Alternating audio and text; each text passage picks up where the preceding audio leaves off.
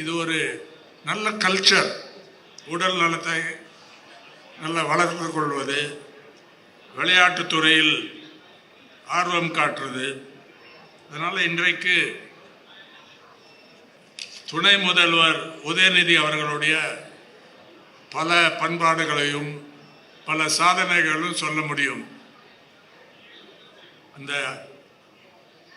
Youth இதில் organise பண்ணுறது, தெளிவான கருத்துக்களை சொல்கிறது, தைரியமாக சொல்வது, சாஃப்டாக பேசினாலும் தைரியமாக சொல்வது, அது ஒரு நல்ல சிக்னல் நம்ம எல்லாருக்கும். புத்தாண்டில் எலெக்ஷன் மோடில் தமிழ்நாடு போயிடும்.